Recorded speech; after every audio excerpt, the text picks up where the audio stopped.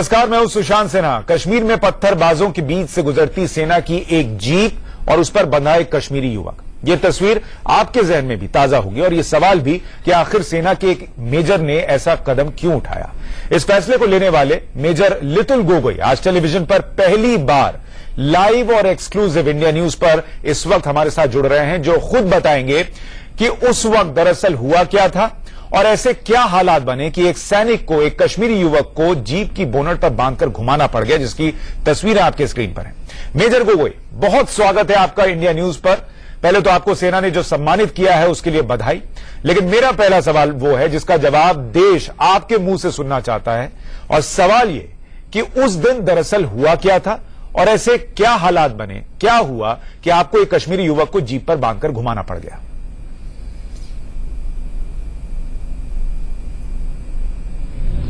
जी, मैं थोड़ा इसको विस्तार से बताना भी चाहूंगा आपको, जैसे आपने मुझे पूछा अभी। ये कि आपको एक कश्मीरी युवक को जीप पर बांधकर घुमाना पड़ गया।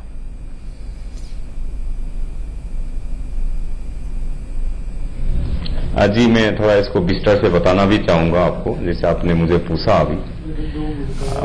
ये 9 अप्रैल को बड़गांव बाई इलेक्शन कॉन्स्टिट्यूशन का इलेक्शन चल रहा था और मुझे क्लोज कोऑर्डिनेशन अपने जितने भी सिक्योरिटी फोर्सेस बाहर से आया था उनके साथ और स्टेट पुलिस के साथ मिलके स्मूथ कंडक्ट कराना था इस इलेक्शन को। तो इसी प्रोसेस में हम लोग लगे हुए थे उस दिन। तो मॉर्निंग सम 9:15 में मुझे एक कॉल मिला आईटीबीपी ऑफिसर से, जो कि गुंडीपुरा और उटलीगाम पोलिंग स्टेशन का इंचार्ज था। तो उन्होंने मुझे बताया कि तकरीबन 500 के लगभग ये पत्थरबाजे लोग वहां पे पोलिंग स्टेशन को घेर चुके हैं गुंडीपुरा में, और काफी पथराव चल रहा था, जो कि उनकी लाइफ को थोड़ा सा थ्रेट महसूस हो रहा था। तो उन्होंने मुझे बोला कि उनको सेफली इवैक्यूएट करना है, वहां पे हालत बहुत काफी खराब हो चुका है। तो इसी दौरान मैं और मेरी क्विक रिएक्शन टीम तुरंत गुंडीपुरा की तरफ रवाना हो गए। और जब हम गुंडीपुरा की तरफ जा रहे तो हमें रास्ते में 3-4 रोड ब्लॉक्स एनकाउंटर भी हुआ हमसे, तो उनको हमने क्लियर करते हुए आगे बढ़ते गए। तो उसी दौरान जब मैं गुंडीपुरा में था, दोबारा मुझे सेम आईटीबीपी का ऑफिसर से कॉल आया कि उटलीगाम में हालात काफी खराब हो चुका है और तकरीबन 1000 से 1200 लोग उन लोगों को घेर चुका है पोलिंग बूथ को, और लगातार पथराव चल रहा है और पोलिंग बूथ को जलाने की कोशिश कर रहे हैं। क्योंकि उन्होंने मुझे बताया उन आईटीबीपी ऑफिसर ने कि उन्होंने पत्थरबाजों ने पेट्रोल बम भी अंदर फेंका है ताकि उसको जला दिया जाए। तो इस सिचुएशंस को देखते हुए मैंने बिना टाइम वेस्ट करते हुए गुंडीपुरा से मैं उटलीगाम की तरफ रवाना हो गया, जो कि तकरीबन 1.5 किलोमीटर का डिस्टेंस होगा लगभग, और मैं और मेरी क्यूआरटी टीम आगे की तरफ बढ़ना शुरू कर दिया। इसी दौरान हमने और भी रोड ब्लॉक्स एनकाउंटर किया रोड में, उनको क्लियर करते हुए हम गुंडीपुरा से उटलीगाम पहुंच गए। तो जब हम उटलीगाम पहुंचे तो वहां पे जो स्टोन पेल्टर्स था, जो क्राउड था, उन्होंने हमें भी घेर लिया तुरंत और लगातार स्टोन पेल्टिंग करना शुरू कर दिया। उन स्टोन पेल्टर में लेडीज और बच्चे भी शामिल थे, और उसमें से कोई लोग तो हमारे ऊपर सीधा गाड़ी का ऊपर में स्टोन बोल्डर्स फेंक रहे थे घरों के रूफ टॉप से। और ये जो उटलीगाम वाला एरिया है, इसकी रास्ता बहुत नेरो है, बहुत छोटा है, जहां पे मूवमेंट्स, गाड़ियों का 2 मूवमेंट से रोड क्रॉसिंग बड़ा मुश्किल से होता है। तो उसी दौरान हमें गाड़ी से निकालने का बिल्कुल मौका ही नहीं मिल रहा था, क्योंकि बारिश की जैसा लगातार स्टोन्स हम पे आ रहा था, हमारी गाड़ियों पे गिर रहा था। तो एक वक्त तो ऐसा भी लगा कि शायद आज हम बुरी तरह से फंस गए और निकाल नहीं पाएंगे। और इसी दौरान में लगातार मैं अपने मेगाफोन से मैं अनाउंसमेंट भी कर रहा था कि हम यहाँ पे आए हैं तो सिर्फ अपने जो आईटीबीपी के सिक्योरिटी है और जो पोलिंग स्टाफ है उनको सेफ एंड साउंड वहां से निकालने के लिए आए हैं, बाकी हमारा किसी से कोई प्रॉब्लम नहीं है, तो हमें आगे बढ़ने दीजिए और उनको निकालने दीजिए। बट ये जो क्राउड था वहां के स्टोन पेल्टर्स, वो हम पे बिल्कुल मेरी आवाज या ना मेरी अनाउंसमेंट पे वो लोग ध्यान दे रहे थे और लगातार एंटी इंडियन स्लोगन्स बोले जा रहे थे, चिल्लाए जा रहे थे और पथराव फेंके जा रहे थे। तो इसी दौरान मैंने एक लड़का देखा जो कि तकरीबन 30 से 40 मीटर आगे खड़ा था मेरे से, और वो जोर जोर से चिल्ला रहा था anti Indian slogan, Indian dogs go back, लोगों को हाथ से इशारा दिखा रहा था कि आगे बढ़ो आगे बढ़ो। तो इसी दौरान मेरे माइंड पे सडनली यही बात आया कि इसी को पकड़ लेते हैं और सेफ रास्ता निकालते हैं। तो in that duration, in that time मैंने अपना एक प्री इंडिकेटेड सिग्नल बताया, मैंने अपने लड़कों को बोला कि इसी को पकड़ते हैं और इसको अपने काबू में लाते हैं। तो जब हम गाड़ी से निकले और उस बंदे की तरफ भागना शुरू किया तो उसको भी महसूस हो गया शायद ये हमें पकड़ने आ रहा है, तो वो भी पीछे की तरफ मुड़ा और भागना शुरू कर दिया। और इसी दौरान वो जाके एक बाइक पे सवार हो गया और वहां से भागने का कोशिश किया। ठीक है, मतलब हम भाग रहे थे उसको पकड़ने के लिए, हम पे इंटेंस स्टोन पेल्टिंग हुआ जिसमें हमें और मेरे लड़कों को काफी चोटें भी आए थे, तो फिर भी हमने ये सब बिना सोचे समझे उसको हम पकड़ लिए जाके। ठीक है सर, एक चीज और, जितना अभी तक मैं आपको सुन पाया और समझ पाया कि वहां पर जबरदस्त पत्थरबाजी हो रही थी और जो लड़का हमने देखा जीप की बोनट से बंधा हुआ, दरअसल वो वहीं पर खड़ा होकर पास में एंटी इंडिया स्लोगन गा रहा था जिसको आपने पकड़ा।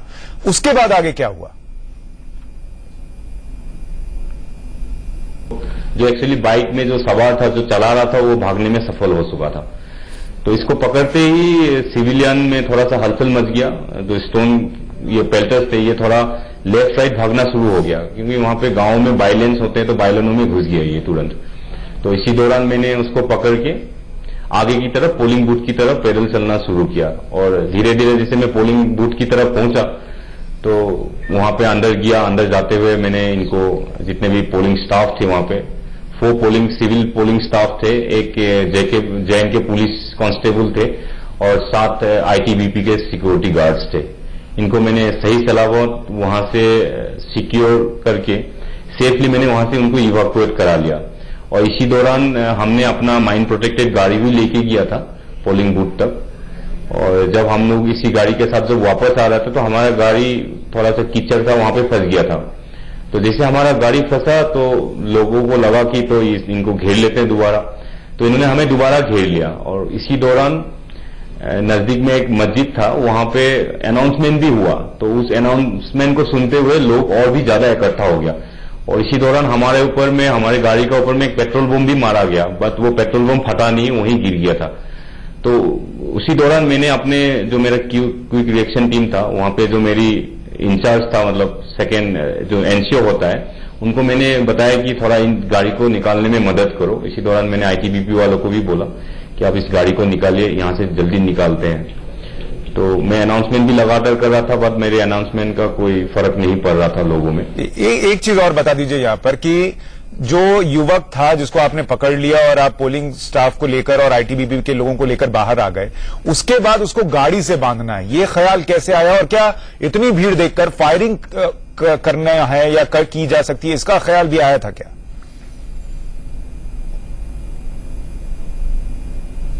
मैं चाहता तो मैं फायर खोल देता, बट फायर खोलता तो क्या होता, तकरीबन 20-22 लोग तो ऐसे ही गिरते और ऊपर से छोटे बच्चे भी था, लेडीज भी थे, तो कोलेटरल डैमेज होने का बहुत ज्यादा चांसेस था। और एक ऐसा सिचुएशन पैदा होता वहां पे कि एक शायद एक खून की तालाब तो 100% बन ही जाता। तो इस सब चीजों को अवॉइड करने के लिए मैंने काफी देर तक अपने हाथ को रोक के रखा कि ना फायर ना खोले। बट इसी दौरान सडनली मेरा दिमाग पे आया था अगर मैं इसको गाड़ी में बैठा देता हूं तो शायद कुछ हो सकता है। तो मैंने अपने 2 बंदे को बोला इसको गाड़ी में बैठा देते हैं और इसको बांध दो। तो इसी दौरान जैसे मैंने उसको गाड़ी में बैठाया और बांध दिया, तभी एकदम से अचानक पूरा मॉब साइलेंट हो गया।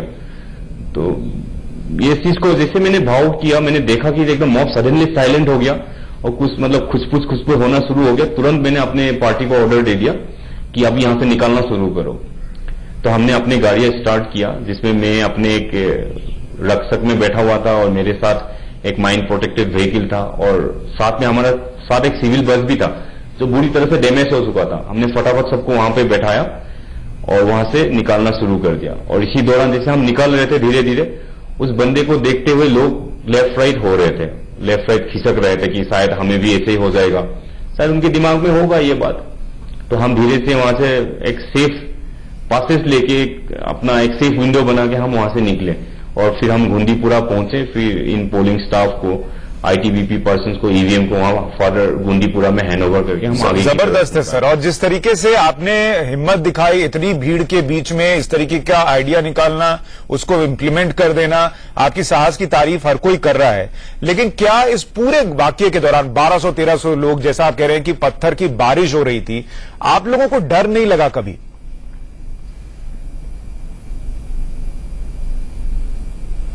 मैं वहां पे पहुंचा था तो मैंने जैसे उटलीगाम में भीड़ देखा, 1000-1200 लोग। एक टाइम पे मुझे ऐसा लगा कि मैं अंदर ना घुसूं और यहां से चुपचाप बाहर निकाल जाऊं।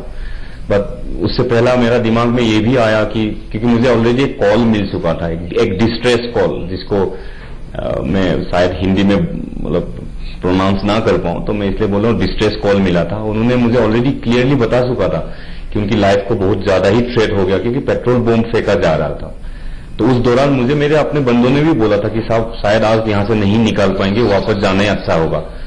फिर मेरे दिमाग में ये भी आया उस टाइम कि वो भी तो मेरे ही बंदे, आईटीबीपी वाला, यूनिफॉर्म वो भी पहने हुए हैं, वो भी देश की रक्षा के लिए किसी ड्यूटी पे उनको वहां पे डिटेल किया गया है, तो उनको बचाना भी मेरा एक फर्ज था। जो लोग ये इंटरव्यू देख रहे हैं सर, वो आपको सुन के समझ पाएंगे कि आप जिन्हें बचाकर ला रहे थे वो भी हमारे आपके जैसे इंसान थे, और उसमें जो पोलिंग पार्टी के लोग थे वो कश्मीरी लोग ही थे जिनकी आप जान बचा रहे थे। लेकिन इस वीडियो के सामने आने के बाद बहुत विवाद भी हुआ सर। क्या इस पूरे दौरान, आज से लेकर और उस वीडियो जब सामने आता है, इस बीच में कभी आपको लगा कि आपसे कुछ गलती हो गई? नहीं, फर्स्टली तो मैं आपको सुशांत ये बोलना चाहता हूं कि मैं जब वहां पहुंचा था उस पोलिंग स्टेशन के अंदर जो उटलीगाम, वहां पे अगर उस टाइम आप मेरे साथ होते तो आपकी भी रोंगटे खड़ा हो सकता। अभी हो रहा है सर, अभी हो रहा है। जब मैं पहुंचा था सामान तीतर फितर पड़ा हुआ था, लोग वहां पे कांप रहे थे, रो रहे थे। इवन आईटीबीपी वाले जब मुझे देखा तो उनमें भी शायद राहत महसूस हुआ होगा कि यस, कोई तो आया है हमें बचाने के लिए बाहर से। तो उस सिचुएशंस में मैं आपको मतलब डिस्क्राइब नहीं कर सकता हूं। मैंने खुद अपनी आंखों से देखा उनको रोते हुए, कांपते हुए। तो मैं उनको थोड़ा सा भरोसा दिला के मैं वहां से निकला। तो उस टाइम में जब मैं निकाल के आया, उनको सेफर साउंड मैंने वहां से निकाला और गुंडीपुरा तक पहुंचाया। मेरे दिमाग में कहीं ये नहीं आया कि मैंने कोई गलती किया है। मेरे दिमाग में बिल्कुल ये नहीं आया, क्योंकि मेरा दिमाग में इसलिए नहीं आया क्योंकि फर्स्टली मुझे अपना रेस्पॉन्सिबिलिटीज पता था कि मुझे क्या करना है, बिकॉज उस क्राउड से मुझे निकालना है सेफर साउंड।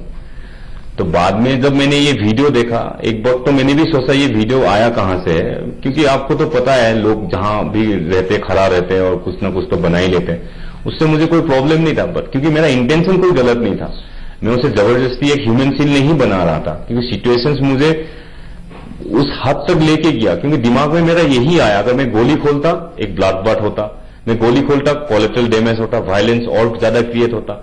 शायद वो स्टोन पेल्टर मुझसे यही चाह रहा था, सही बात, कि आप फायर खोल दो और लोगों को गिरा दो और सीनरी को और क्रिएटेड और कॉम्प्लिकेटेड बनाओ। एक बात आपने बहुत अच्छी कही सर कि आपका इंटेंशन गलत नहीं था। और मैं आपको बताऊं, आप वहां बिजी रहे होंगे, इंडिया न्यूज वो पहला चैनल था जिसने सबसे पहले दर्शकों के बीच ये बात रखी थी कि ये किसी युवा को प्रताड़ित करने के लिए नहीं था, कश्मीरी युवा को, बल्कि बहुत सारे लोगों की जान बचाने के लिए उठाया गया एक कदम था।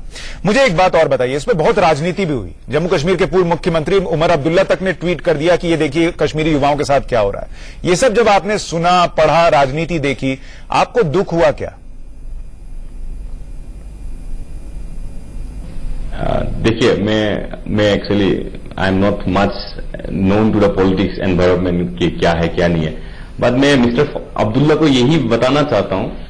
देखिए, उटलीगाम और गुंडीपुरा उनकी कॉन्स्टिट्यूशन है जहां पे उनको पोलिंग्स मिला है। तो आई थिंक मेरी इतने में उनको समझ में आ गया होगा। और दूसरी रही बात, ये अपना फारूक अहमद दर, ये भी किसी पार्टी के एफिलिएशन से, जो कि 20 किलोमीटर दूर अपने गांव से उटलीगाम आया था वहां पे सिनेरियो क्रिएट करने के लिए। वो भी एक मैसेज है सबके लिए। तो दुख किसी बात की नहीं है। आज आप पूरा दुनिया को, देश को असली फैक्ट पता चल चुका है। तो मेरी इतने मैसेज में मिस्टर अब्दुल्ला को भी कुछ तो हिंट मिला होगा। अभी हिंट क्या सर, आपने जो कह दिया उसमें अब्दुल्ला साहब बहुत कुछ समझ गए होंगे। लेकिन एक बात और बताइए कि परिवार का आपका रिएक्शन क्या था, क्योंकि उन तक भी वीडियो पहुंचा होगा, उन तक भी बात पहुंची होगी, और आपकी उनसे बात हुई तो उन्होंने क्या कहा? परिवार के लिए क्या था ये सब कुछ जो दौर रहा? देखिए, फर्स्टली तो मैं अपनी वाइफ के बारे में बोलता हूँ. She is a very brave lady, because आज मैं यहाँ पे हूँ तो अकेला घर संभाल रहा है, बच्चे भी संभाल रहा है. तो उनका जैसे पहला कॉल आया था तो उन्होंने मुझे सिंपली यही पूछा था कि कुछ हालत खराब हो गया, तुम्हारे बारे में सुनने को आ रहा है. तो मैंने उसको हर बात एक्सप्लेन कर दिया कि सिचुएशंस क्या था. She came to understand about it कि यस, क्योंकि सबको आज की डेट में कश्मीर से बाहर जितने भी लोग हैं सबको पता है हालत क्या है यहाँ पे. तो उनको भी पता चल चुका था कि समथिंग हुआ है, तभी उन्हें ये स्टेप लेना पड़ा ताकि अपने आप को सही सलामत बचा ले या अपने बंदों को बचा ले. बात यस, मेरे पेरेंट्स, उनको समझाना थोड़ा मुश्किल हो चुका था क्योंकि पेरेंट्स तो पेरेंट्स ही होते हैं ना. सही बात. उनके हमेशा दिमाग में यही रहते कश्मीर का नाम सुनते आधा लोगों को तो ये भी पता नहीं चलता कश्मीर में कितने जगह हैं. तो मेरे पेरेंट्स के लिए तो कश्मीर ही है.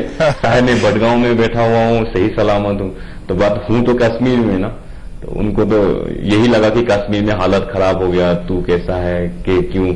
इवन मतलब मेरे माँ तो काफी रो रहा था इस बात में. नहीं, हम समझ सकते हैं सर. और सिर्फ आपके माँ बाप ने, जो भी इस देश में कश्मीर के बारे में ऐसी तस्वीरें देखने के बाद सोचता है तो उसको लगता है अब हाँ, हालात सब जगह ऐसे ही खराब हैं और सब जगह ऐसी ही युवा जो है वो विरोध कर रहे हैं.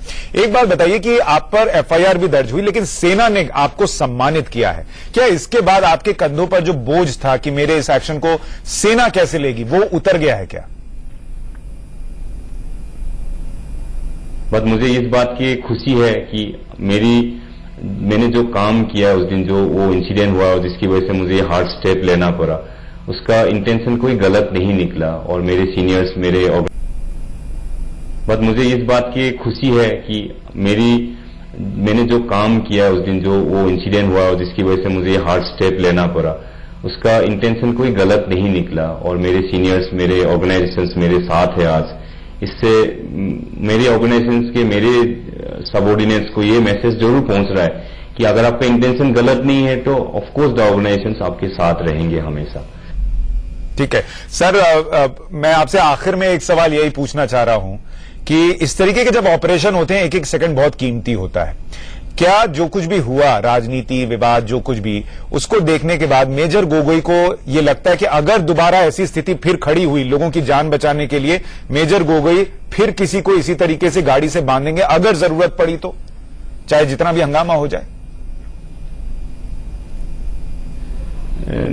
देखिए, हर एक इंसिडेंट एक आपको न्यू लेसन लर्न कराता है. उस टाइम मेरे दिमाग पे जो आया उससे मैंने लोगों को सेव किया, बट मुझे भी एक न्यू लेसन लर्न मिला. मुझे पता नहीं था कि ये कोई ह्यूमन राइट वायलेशन होता है क्या. But at least yes, today I am ever कि ये फादर कुछ प्रॉब्लम क्रिएट कर सकता है. बट ऑफकोर्स ऐसा कभी हादसा नहीं होगा मेरे से. उस टाइम प्रेजेंस ऑफ माइंड जो बताएगा मैं वही करूंगा. बट यस, ऑफकोर्स ऐसा सिचुएशन दोबारा पैदा नहीं होगा. चलिए, हम भी यही उम्मीद करते हैं सर कि ऐसी सिचुएशन दोबारा पैदा ना हो. लेकिन हैशटैग गोगोई को सलाम, ये हमारा आज का हैशटैग है. आप ट्विटर पर गोगोई को, मेजर गोगोई को अपने संदेश भेजिए, उनकी हौसला अफजाई करना चाहते हैं वो कीजिए. और साथ ही मेजर गोगोई, इंडिया न्यूज की तरफ से और इस पूरे परिवार की तरफ से, देश के बहुत सारे लोगों की तरफ से, मैंने आज तक ये नहीं किया है लाइव किसी शो में, लेकिन मैं आपको सलाम कर रहा हूं कि जो आपने किया, जिस सूझबूझ के साथ आपने न सिर्फ उन लोगों की जान बचाई जो आईटीबीपी के थे, जो पोलिंग स्टाफ के थे, बल्कि आपने ये कहा और किया कि भाई वहां जो महिलाएं और बच्चे उस भीड़ में थे जो पत्थर फेंक रहे थे, उनकी भी आपने जान बचाई. बहुत शुक्रिया इंडिया न्यूज से जुड़ने के लिए, हमसे बात करने के लिए आपका सर.